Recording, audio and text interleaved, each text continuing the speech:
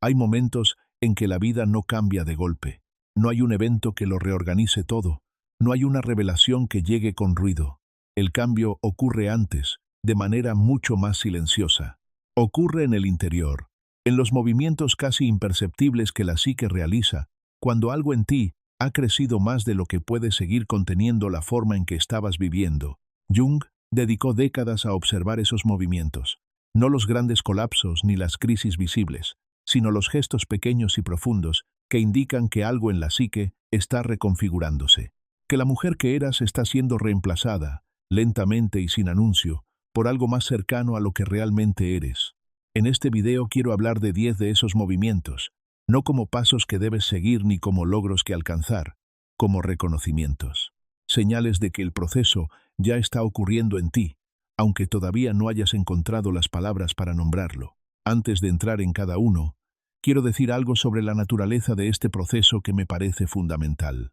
Jung observó, a lo largo de décadas de trabajo clínico, que la transformación psicológica real no sigue una lógica lineal. No es un progreso de A a B que avanza de manera ordenada y predecible. Es más parecido al movimiento de una espiral. Vuelves a los mismos temas una y otra vez, pero desde un lugar diferente, con más información, con más capacidad de sostener lo que antes no podías sostener. Eso significa que encontrarte con los mismos miedos, los mismos patrones, las mismas preguntas que creías haber resuelto, no es una señal de que fallaste. Es la naturaleza del proceso. Cada vuelta de la espiral te lleva más cerca del centro. Y el centro, en la psicología junguiana, es lo que llamaba el self. Esa parte de ti que siempre estuvo ahí, antes de que la vida adulta la cubriera de capas, esperando ser encontrada. Los 10 movimientos que voy a describir no son etapas que se completan y se dejan atrás. Son dimensiones del trabajo que se profundizan con el tiempo. Puedes estar viviendo varios de ellos simultáneamente. Puedes reconocer algunos como muy presentes en tu vida ahora y otros como semillas que todavía no han germinado. Eso es exactamente como debería ser. Lo que importa no es cuántos de estos movimientos estás completando, es que puedas reconocerte en ellos. Porque el reconocimiento, la capacidad de decir esto está ocurriendo en mí, de nombrarlo, de verlo, es ya en sí mismo una forma de conciencia que el proceso requiere. Y toda conciencia, decía Jung, es ya transformación. El primero es el momento en que la versión conocida ya no te cabe. No ocurre con fanfarria. Ocurre en una mañana ordinaria, cuando te miras al espejo y algo en tu mirada ha cambiado sutilmente. Lo que antes te motivaba, ahora te deja indiferente. El trabajo que era satisfactorio empieza a sentirse como un traje demasiado apretado. La relación que funcionaba bien empieza a producir una incomodidad que no terminas de explicar. No estás exactamente triste, simplemente sientes que algo en ti ha dejado de caber en la forma en que venías viviendo. Jung llamaba a esto el agrietamiento de la persona. La persona es la máscara social que construimos para movernos en el mundo exterior, los roles que adoptamos, la imagen que proyectamos, la manera en que aprendemos a ser aceptables para el entorno que nos rodea. No es falsa ni negativa, es necesaria. El problema ocurre cuando la persona se consolida tanto que olvidamos que es una máscara y empezamos a confundirla con quienes somos. Cuando ese olvido lleva demasiado tiempo, cuando hemos vivido durante años desde la superficie de nosotras mismas, sin contacto con lo que hay debajo, la psique produce una grieta. No para destruirte, para recordarte que hay más. La incomodidad que sientes cuando algo ya no encaja no es señal de que estés rota, es señal de que has crecido más allá del contenedor que usabas. Y lo único que se necesita en ese momento no es acción inmediata, es honestidad. Ser capaz de decir, aunque sea en silencio, esta versión ya no es suficiente para lo que soy ahora. Esa frase pequeña es el inicio de todo lo que puede seguir. Vale la pena detenerse en lo que Jung entendía por persona, porque es un concepto que en la psicología popular se simplifica mucho. La persona no es simplemente la máscara que usamos, es algo mucho más complejo. Es el sistema completo de adaptación que construimos en la infancia y la adolescencia para sobrevivir en los entornos específicos en que crecimos. Es el conjunto de comportamientos, actitudes, formas de hablar y de relacionarse que aprendimos que producían aceptación, seguridad, amor, que aprendimos que nos mantenían a salvo. Ese sistema no es malo, es extraordinariamente inteligente. El problema es que se consolida tan temprano, en un momento en que todavía no tenemos la capacidad de elegirlo conscientemente, que con el tiempo olvidamos que existe. Dejamos de verlo como una estrategia de adaptación y empezamos a confundirlo con nuestra identidad profunda. Eso soy yo, decimos. Y esa afirmación, hecha con toda convicción, encierra algo falso.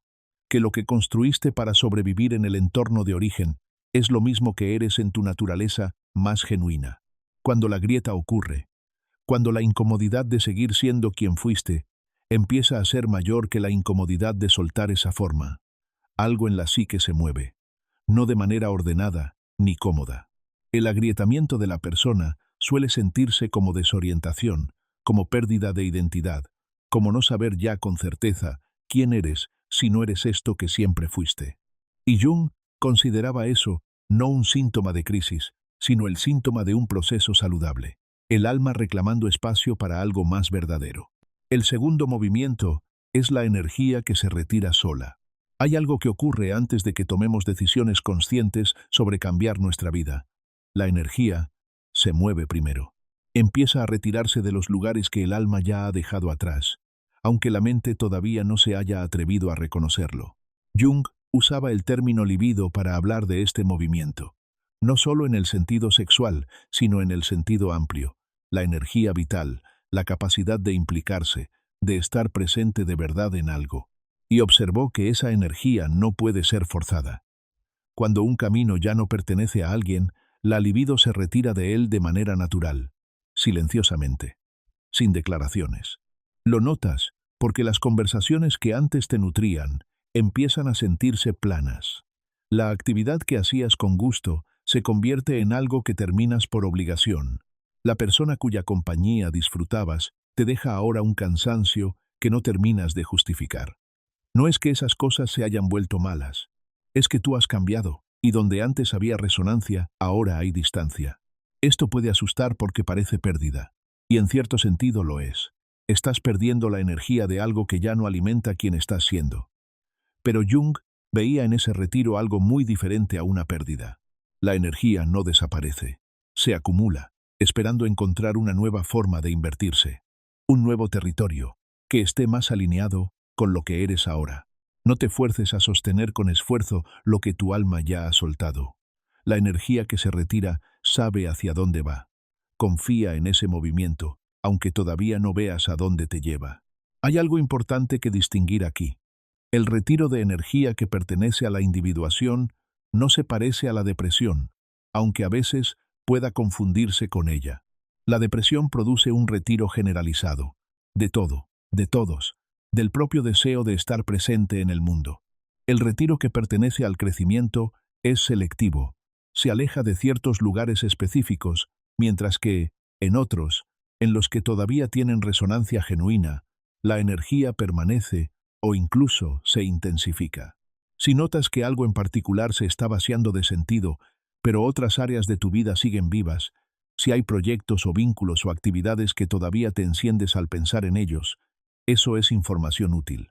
El alma no se ha apagado, solo está eligiendo con más precisión dónde invertir lo que tiene.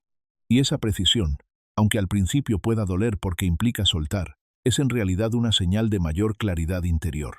La pregunta que vale hacerse en este momento no es cómo volver a sentir entusiasmo por lo que ya lo perdió. Es, ¿de dónde en mi vida se está retirando la energía y qué está intentando dejarme libre para hacer en su lugar? El tercer movimiento es la pausa. Hay un espacio muy pequeño entre el momento en que algo ocurre y el momento en que respondemos. Un instante de apenas segundos. Jung lo llamaba el umbral entre el inconsciente y la conciencia.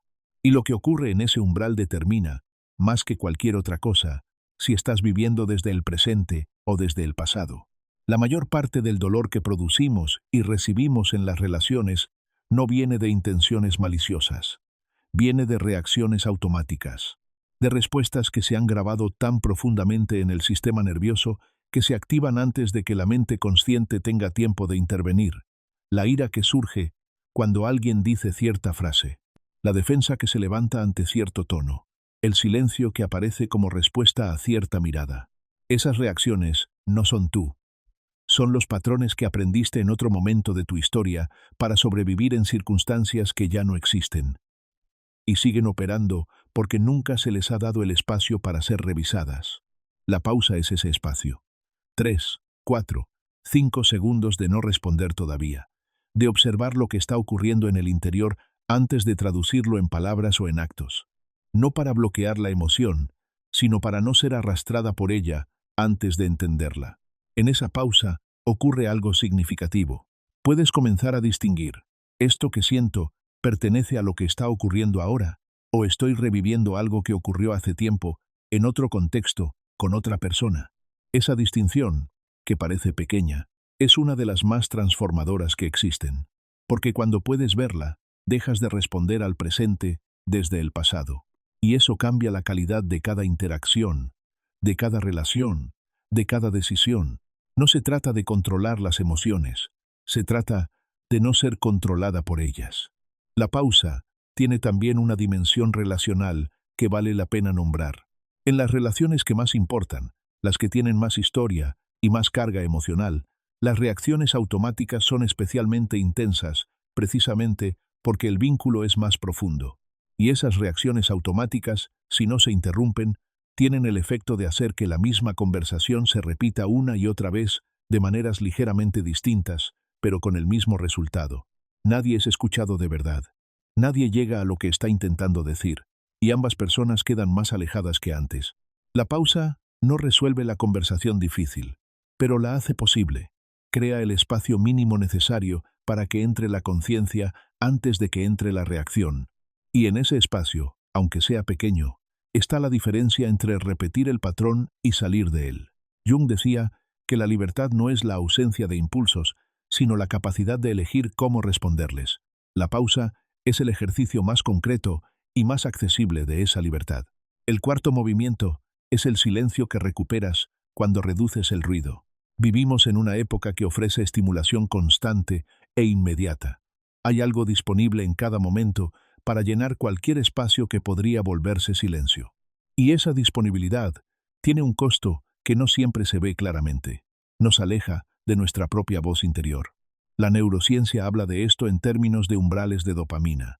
Cuando el sistema nervioso recibe estímulos frecuentes e intensos de fuentes externas, los receptores se adaptan. Necesitan más para producir la misma respuesta. Y en ese proceso, la estimulación que viene de adentro, la que pertenece a la intuición, a la creatividad, al pensamiento propio, empieza a sentirse insuficiente, aburrida, opaca. Jung lo describía de manera diferente, pero con el mismo fondo. Cuando el ruido exterior es constante, el inconsciente no puede comunicarse.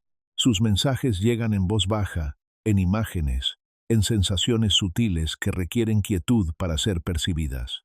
Y si nunca hay quietud, esos mensajes se acumulan sin ser escuchados, hasta que terminan por salir de maneras más disruptivas. Y la transformación que propone este movimiento no es dramática. No requiere retiro espiritual ni grandes cambios de hábito. Requiere algo mucho más pequeño y más difícil. Elegir una sola fuente de estimulación rápida que consumes habitualmente, aquella que te da una sensación momentánea, pero te deja más vacía después, y reducirla deliberadamente durante un periodo corto. Solo eso. Un experimento de días, no de meses. Y observar qué espacio se abre cuando el ruido disminuye, aunque sea un poco. La voz que vuelve cuando hay silencio es la tuya. Y reconocerla cambia todo. Hay un matiz que importa señalar aquí. El objetivo no es el ascetismo digital ni la eliminación de todo placer inmediato. No se trata de que nada de lo que disfrutes en el presente sea válido.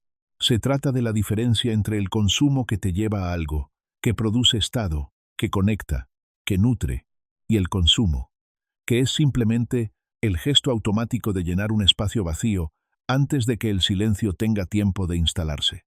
Esa diferencia se nota en cómo te sientes después, no durante, que en el momento todo estímulo se siente adecuado, sino después.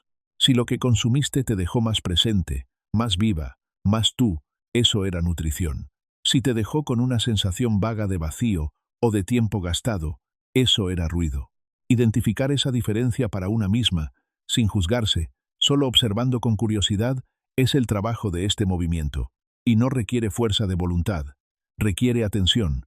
El quinto movimiento es aprender a escuchar al cuerpo. El cuerpo sabe cosas que la mente tarda en procesar. Lo sabe antes, y lo dice de maneras que son inequívocas si se aprende a leerlas.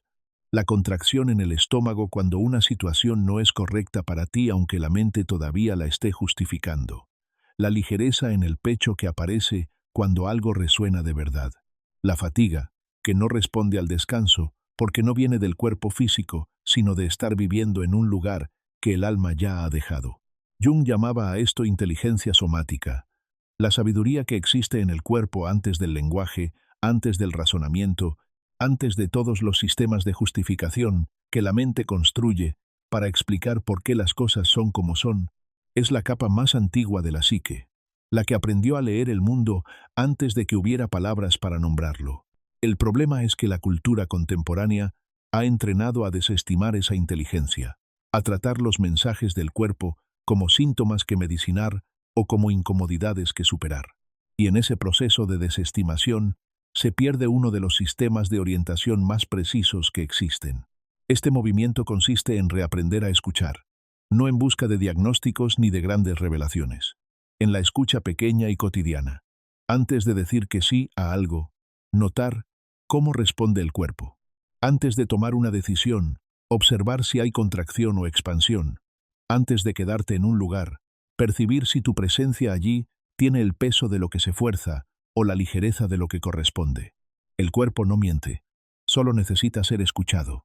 Una práctica pequeña que puede ayudar a desarrollar esta escucha es hacer una pausa breve, antes de responder a cualquier invitación o compromiso, y notar la primera respuesta corporal, no la respuesta que la mente produce de inmediato con sus justificaciones y sus análisis. La respuesta que ocurre en el cuerpo en el primer segundo, antes de que entre el pensamiento. ¿Hay una apertura o hay una contracción? ¿Hay ligereza o hay peso? ¿El cuerpo se mueve hacia eso o se aleja de eso? Esas señales no tienen que ser las únicas que guíen cada decisión. Hay decisiones que requieren razonamiento, análisis, consideración de consecuencias. Pero cuando el cuerpo dice una cosa y la mente dice otra, esa contradicción merece atención, porque muy a menudo el cuerpo tiene razón sobre algo que la mente todavía no quiere aceptar. El sexto movimiento es caminar hacia el miedo que has estado rodeando. Cada persona tiene un miedo central que opera en silencio detrás de muchas de sus decisiones, no los miedos pequeños y visibles. El miedo más profundo, el que raramente se nombra porque nombrarlo, ya produce una incomodidad particular. Identificar cuál es ese miedo central es en sí mismo una parte significativa del trabajo. No siempre es obvio. A veces aparece disfrazado de otros miedos más aceptables. El miedo a fracasar, que en realidad es miedo a no ser suficiente. El miedo a ser abandonada, que en realidad es miedo a que si alguien te conociera de verdad, elegiría irse. El miedo al conflicto, que en realidad es miedo a ocupar espacio y a que ese espacio sea rechazado. Una manera de comenzar a identificarlo es observar los patrones que se repiten en la vida, las situaciones que se evitan consistentemente, las conversaciones que se posponen indefinidamente, los espacios donde la energía se contrae de manera automática. Esos patrones de evitación son mapas que señalan hacia dónde está el miedo central esperando ser visto, el miedo al abandono, el miedo a no ser suficiente, el miedo a ser vista de verdad y ser rechazada, el miedo a que si te muestras completamente, sin la armadura, sin la imagen cuidada, algo en ti resulte inaceptable. Jung decía que ese miedo no vive afuera, vive en la sombra, en esa parte de la psique donde guardamos todo lo que en algún momento tuvo que ser enterrado para ser aceptable. Y la sombra no se disuelve evitándola, se disuelve mirándola. Lo que esto significa en la práctica no es exponerse sin preparación ni entregarse al miedo sin cuidado. Significa ir acercándose, lentamente y con honestidad, a lo que más temes que sea verdad sobre ti. Significa dejar de construir rutas alternativas alrededor de la puerta que no quieres abrir y, en cambio, acercarte a ella. Porque detrás de esa puerta, lo que Jung encontraba una y otra vez en sus pacientes no era el monstruo que el miedo prometía. Era la parte de la persona que había sido abandonada en algún momento para ser más aceptable, la que no fue protegida cuando necesitaba serlo, la que aprendió a no necesitar porque necesitar era demasiado arriesgado. Confrontar la sombra no te destruye, te devuelve algo que lleva tiempo perdido. Jung tenía una frase sobre esto que me parece especialmente precisa.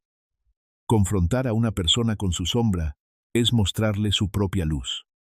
No es una paradoja poética, es una descripción exacta de lo que ocurre cuando alguien se atreve a mirar lo que más teme ver en sí misma. En la sombra, no solo vive lo que se percibe como oscuro o inaceptable, también viven las capacidades que fueron suprimidas porque en algún momento resultaron inconvenientes o peligrosas, la fuerza que se guardó para no amenazar, la claridad que se contuvo para no incomodar, el deseo que se enterró para ser más aceptable, la creatividad que se desestimó para ser más práctica. Cuando se camina hacia el miedo con honestidad, lo que aparece del otro lado no es solo la herida, es también el poder que se guardó junto a ella. Y recuperar ese poder, ese que es genuinamente propio y que lleva tiempo sin expresarse, es una de las formas más profundas de crecimiento que existen. El séptimo movimiento es refinar la relación con la soledad. Hay mujeres que llenan cada espacio posible de su vida para no encontrarse con el silencio. No porque sean superficiales, sino porque en el silencio aparece algo que todavía no saben cómo sostener. Una pregunta sin respuesta, una verdad que estaban postergando, una versión de sí mismas que no termina de ser vista. Jung decía que la soledad que duele no es la ausencia de otras personas, es la incapacidad de estar con una misma sin angustiarse, y que esa incapacidad no se resuelve llenando el tiempo, sino aprendiendo a habitar el propio interior con suficiente paciencia como para que aparezca lo que estaba esperando ser escuchado.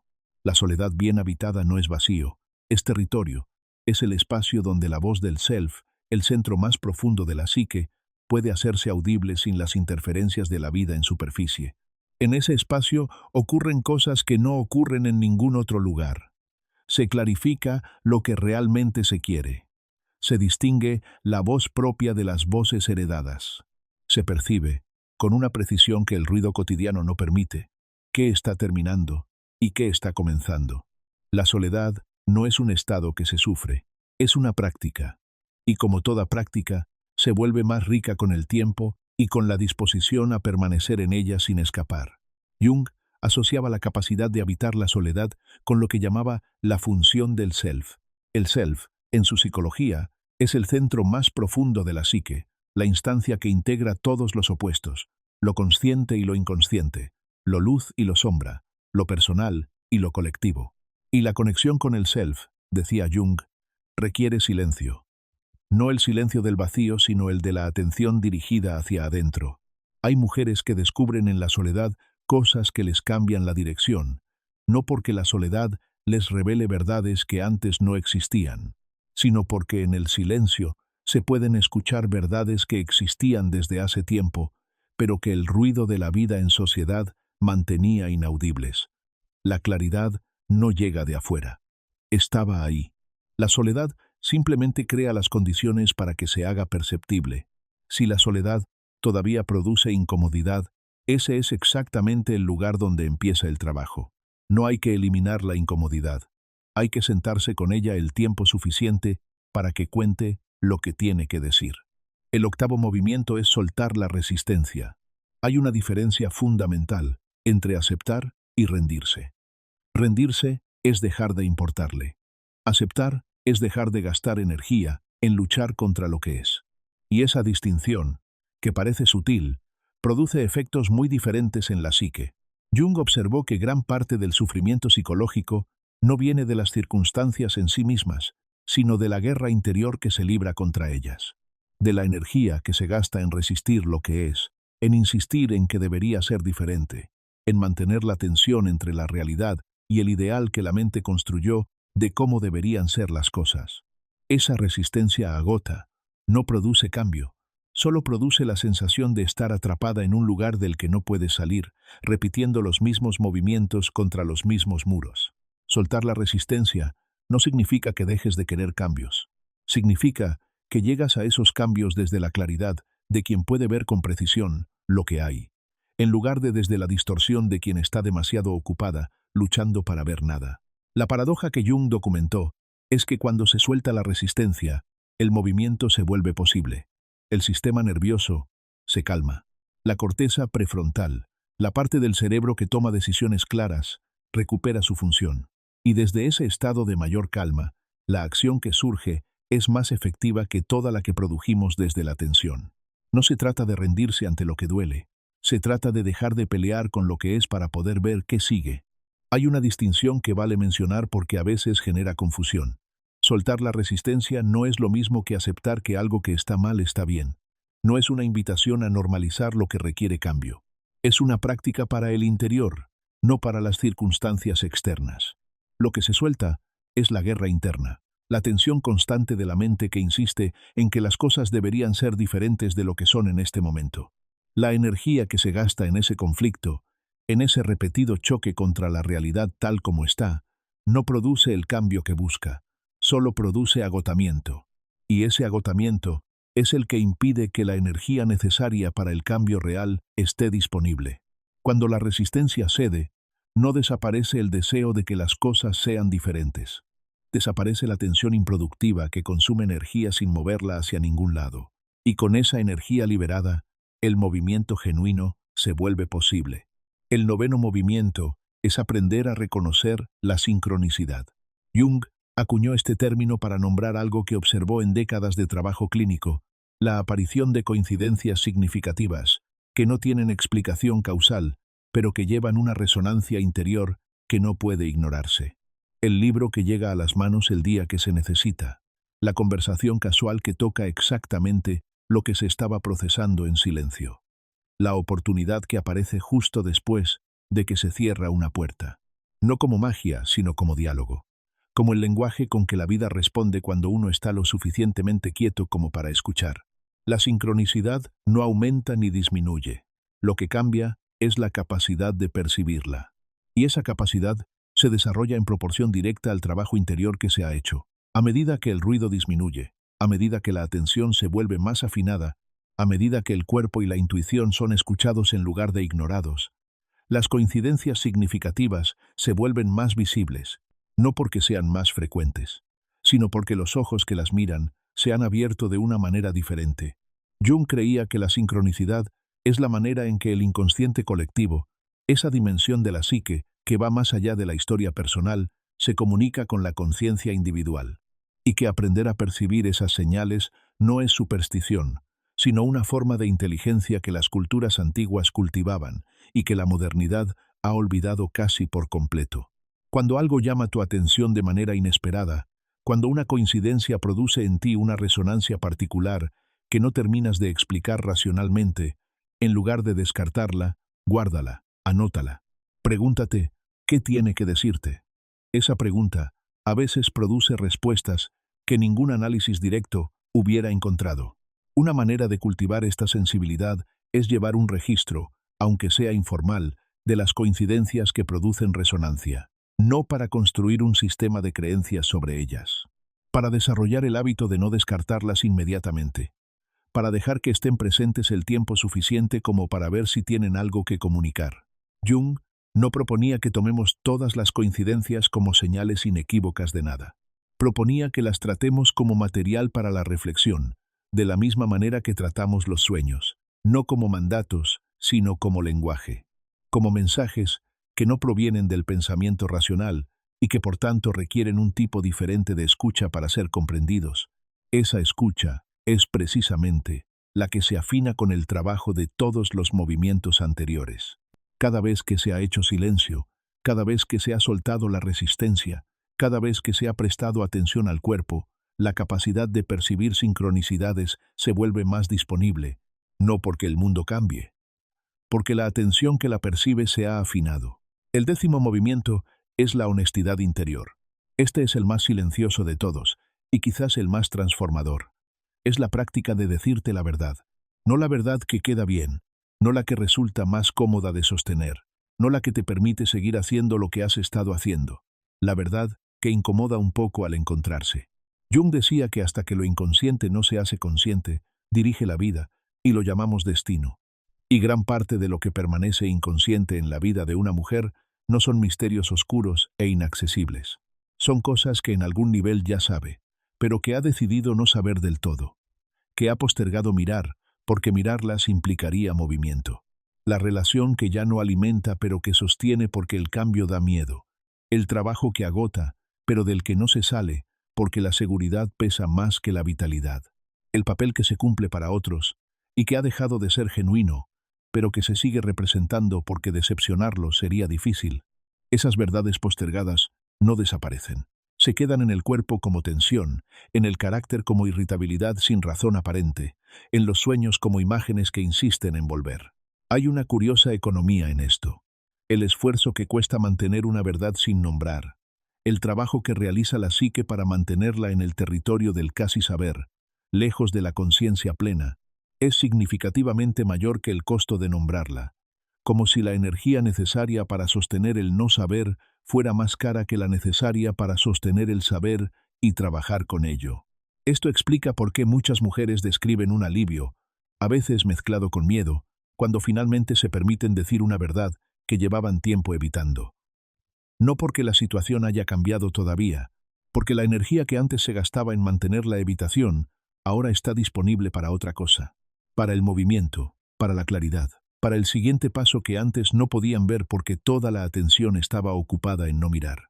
La honestidad interior no exige acción inmediata, no requiere que lo cambies todo de golpe, requiere solo esto, que te permitas saber lo que ya sabes.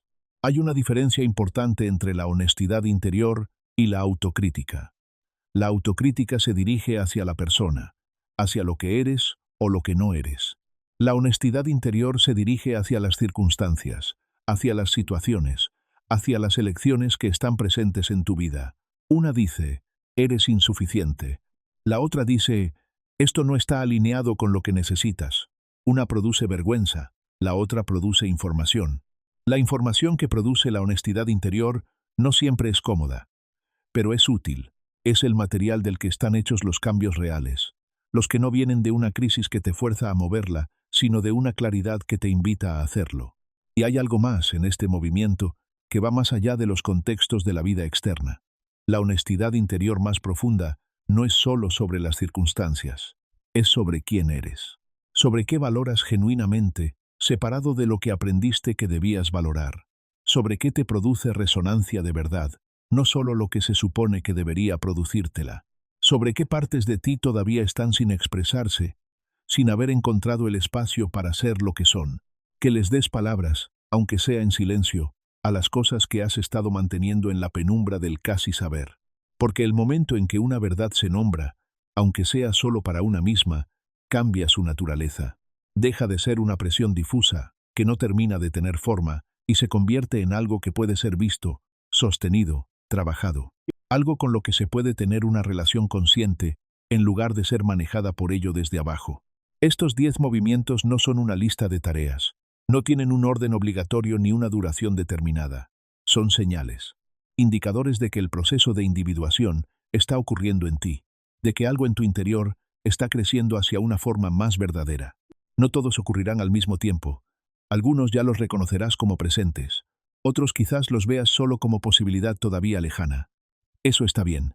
El proceso tiene su propio ritmo, y lo que importa no es la velocidad sino la dirección. Hay algo que quiero decir sobre el ritmo de este proceso antes de cerrar, porque es uno de los puntos donde más se pierde la gente. Vivimos en una cultura que celebra la velocidad de transformación. Los programas de 4 semanas, los retos de 30 días, los sistemas de cambio que prometen resultados visibles en plazos cortos. Y hay lugar para eso en ciertas dimensiones del crecimiento. Pero la individuación, el proceso profundo de volverse más completamente una misma, no responde a esa lógica. Jung trabajó con muchos de sus pacientes durante años, no porque fueran casos complicados, sino porque el trabajo de la psique requiere tiempo. Requiere el tiempo que necesita el inconsciente para procesar, para integrar, para decantar. No puede apresurarse sin que algo importante se pierda en el proceso. Eso no significa que el cambio no ocurra. Significa que ocurre de la manera en que ocurren los cambios que duran, gradualmente, en espiral, sin fanfarria, a veces imperceptiblemente, hasta que un día miras hacia atrás y ves desde dónde viniste. Si hay algo que puedes hacer con lo que aquí se nombra, no es intentar implementar los 10 movimientos a la vez, es elegir uno. Y si no sabes cuál, elige el que más incomodidad te produjo al leer. La incomodidad es casi siempre una señal de que ahí hay algo que vale la pena mirar. No porque lo que incomoda sea necesariamente lo que más urge resolver, sino porque donde hay resistencia hay energía. Y donde hay energía, hay movimiento potencial, el que más te resonó, el que más incomodidad te produjo al leerlo, el que sientes que está más presente en tu vida ahora mismo, y darle atención durante un tiempo. Solo eso. Porque la atención, en la psicología junguiana, no es un gesto pasivo, es el acto más transformador que existe. Lo que se sostiene en la conciencia con honestidad y con paciencia se transforma, no siempre de la manera que esperamos ni en el plazo que quisiéramos, pero se transforma. Jung decía que la conciencia es luz en la oscuridad del inconsciente, que allí donde la conciencia llega, algo cambia de naturaleza. No porque se fuerce el cambio, sino porque el mero acto de ver con claridad reorganiza lo que se está viendo. La observación honesta es ya, en sí misma, una intervención. Eso es todo lo que este trabajo requiere en su forma más esencial, la disposición a mirar, a sostener la mirada, aunque lo que se vea sea incómodo, a no apartar los ojos de lo que está ahí, porque lo que se puede mirar se puede conocer, y lo que se puede conocer se puede transformar. Y hay una última cosa que me parece importante nombrar. El trabajo interior no ocurre en aislamiento. No es un proyecto solitario que se completa dentro de una misma, sin contacto con el mundo. Ocurre en la relación, en el vínculo, en el encuentro con otras personas que también están en proceso. La conciencia de que estamos en esto juntas, de que lo que cada una trabaja en su interior tiene efectos que van más allá de la propia historia personal, no es una idea reconfortante vacía. Es una de las comprensiones más profundas que la psicología junguiana ofrece. Lo que haces contigo misma, la atención que le das, la honestidad con que lo miras, no solo te cambia a ti, cambia la calidad de todos los encuentros en que participas, cambia lo que produces en el mundo. Lo que haces contigo misma, cambia lo que produces en el mundo. Cambia, de maneras sutiles pero reales, lo que dejas. La dirección es siempre la misma, hacia adentro, hacia lo que realmente eres cuando ya no llevas encima lo que no te corresponde. Hacia la voz que siempre estuvo ahí, debajo de todo, esperando que hubiese suficiente silencio para ser escuchada. Escribe en los comentarios cuál de estos 10 movimientos está más presente en tu vida ahora mismo. No para analizarlo, para nombrarlo. El primer acto de todo trabajo interior es siempre nombrar. Ya llevas más camino recorrido de lo que crees.